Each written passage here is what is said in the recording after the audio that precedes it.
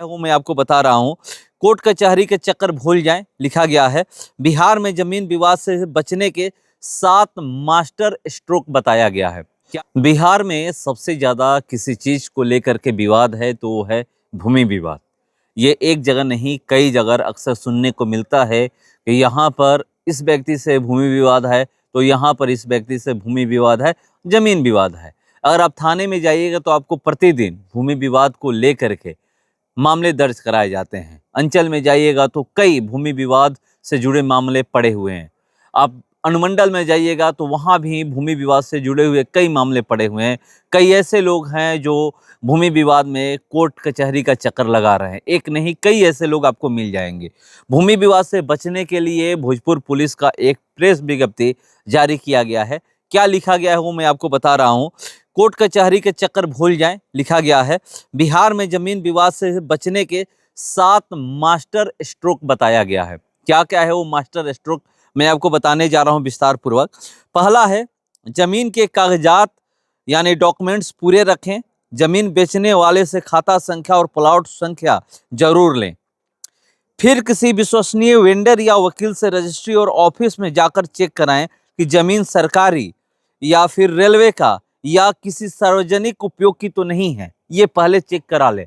पहले निजी से ज़्यादा पहले ये चेक करा ले कि सरकारी ज़मीन तो नहीं है, और सरकारी ज़मीन है तो कौन से विभाग की ये ज़मीन है, ये पहले चेक करा ले। दूसरा है, विक्रेता के नाम पर म्यूटेशन या दाखिल खारिज हुआ है या नहीं, ये देख ले। जो भी ज़मीन को बेच रहे हैं उनके नाम पर उस ज़मीन का दाखिल खारिज हुआ है या नहीं, ये जरूर देखें। नई लगान रसीद मांगे, उनका प्रति वर्ष जो रसीद कटाया जाता है वो मांगा जाए कि हाँ आपके नाम से रसीद कट रही है या नहीं कट रही है, ये कहा गया है।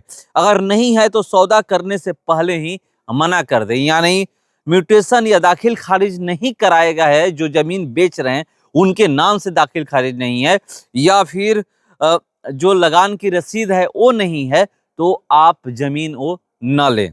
बिहार पुलिस यानी भोजपुर पुलिस द्वारा ये कहा जा रहा है, बिहार पुलिस द्वारा कहा जा रहा है। तीसरा है, जमीन पर कोई बैंक लोन तो नहीं है, ये भी देख लें। लोन होने पर बैंक मूल कागजात अपने पास रखता है। जमीन का कागज बैंक से अगर आप लोन लेते हैं तो वो अपने पास जमीन का कागज रखता है, तो ये भी चेक कर लें कि हाँ जमीन पे कोई लोन वोन है या नहीं है। अगर विक्रेता मूल पेपर नहीं दिखा पा रहा है तो सतर्क हो जाएं। अगर जो भी जमीन बेच रहे हैं अगर वो मूल पेपर नहीं दिखा रहे हैं कि हमारा ये जमीन है और ये बैंक में जमा है या नहीं है, नहीं दिखा रहे हैं, या फिर कहाँ कागज है कहाँ पड़ा है, तो आप सतर्क हो जाएं, वो जमीन न लें। चौथा है, जमीन का नक्शा मांगे और किसी अमीन से मौके पर नपवाएं। पहले अमीन से जमीन की नापी करा लें, उसके बाद ही जमीन लेने के बारे में सोचे विचार करें। जो भी जमीन बेच रहे हैं उनसे कई बार रजिस्ट्री एक प्लॉट की करा दी जाती है और दखल दूसरी जगह दिलाया जाता है। ये बहुत जगह सुनने को मिला है। मेरे पास भी कई लोग फोन करके कहते हैं कि हम यहाँ पर जमीन लिए हैं और दाखिल खारिज कराने गए तो फिर वो जमीन ही नहीं दिख रही है। तो ये होता है, तो ये पहले देख ले कि जमीन का जो है अमीन द्वारा मापी करा ले, और उसके बाद क्योंकि रजिस्ट्री तो कह के करा दी जाती है कि ये हमारा जमीन है और बाद में पता चलता है कि ये जमीन ही नहीं है, तो ये काम कर ले। पांचवा है, रजिस्ट्री से पहले बाउंड्री कराएं और जेसीबी चलवा कर देख ले। ये जरूरी है कि अगर कोई जमीन आपको बेच रहा है तो उसका बाउंड्री आप कराएं। बाउंड्री करने जाइएगा तो कोई ना कोई आएगा।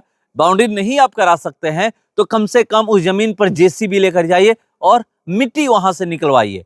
अपने जिसका जमीन होगा वो आ जाएगा, तो ये देख लें। अगर कोई और दावेदार है तो वह तुरंत सामने आ जाएगा। ये चीज है, तो ये भी करके चेक कर ले जमीन लेने से पहले, ये सारा कुछ।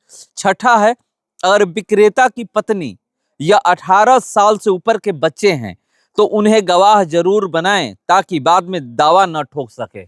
ये बहुत बार देखने और सुनने को मिला है कि जमीन एक व्यक्ति बेच देते हैं, बाद में उनकी पत्नी दावा कर देती है या फिर बाल बच्चे जो हैं वो दावा कर देते हैं कि ये जमीन मेरा है, पिता न बेचे हैं, तो ऐसे दावा किया जाता है। तो इससे बचने के लिए, और अगर जो भी विक्रेता है या भी जो भी जमीन बेच रहे हैं उनका जो बेटा और बेटी 18 साल से ऊपर उम्र के हैं तो उनका गवाही जरूर आप करा लें जमीन लेने से पहले, तब आपकी वो जमीन होगी नहीं तो उस पे भी लोग दावा ठोक देंगे, दावा करेंगे कि ये हमारी जमीन है, कुछ हिस्सा हमारा भी है।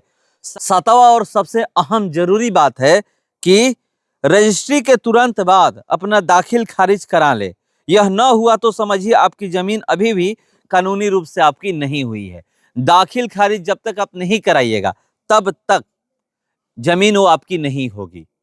आप कितना भी रुपया देकर के जमीन रजिस्ट्री करा लीजिए या जमीन किसी से भी खरीद लीजिए, जहां भी जाना हो जा करके सब कुछ करा लीजिए, और अगर आप दाखिल खारिज नहीं करा रहे हैं तो समझिए कि जमीन वो आपकी नहीं है। उस पर आप कानूनी दावा नहीं ठोक सकते हैं, सिर्फ कह सकते हैं कि हम ये जमीन लिए हैं, दाखिल खारिज कराने वाले हैं। तो दाखिल खारिज करा ले। दाखिल खारिज अगर नहीं कराइएगा तो बहुत बार ये भी देखा गया है कि दाखिल खारिज लोग नहीं कराते हैं, तब तक कोई और जमीन उस या फिर जो भी विक्रेता होते हैं या जो भी जिनकी भी जमीन होती है किसी और को बेच देते हैं। बेचने के बाद तो तुरंत वो दाखिल खारिज करा लेते हैं, और आप जो रजिस्ट्री करा कर ये इंतजार करते रहते हैं कि हम दाखिल खारिज कराएंगे, तो अब फंस जाइएगा, वो जमीन किसी और की हो जाएगी। और ये 7 भोजपुर पुलिस द्वारा ये 7 जो मास्टर स्ट्रोक है बताए गए हैं, इस पे आप अमल करें, तभी जाकर जमीन ले। और जमीन लेने से पहले ये 7 बातों का ध्यान रखें।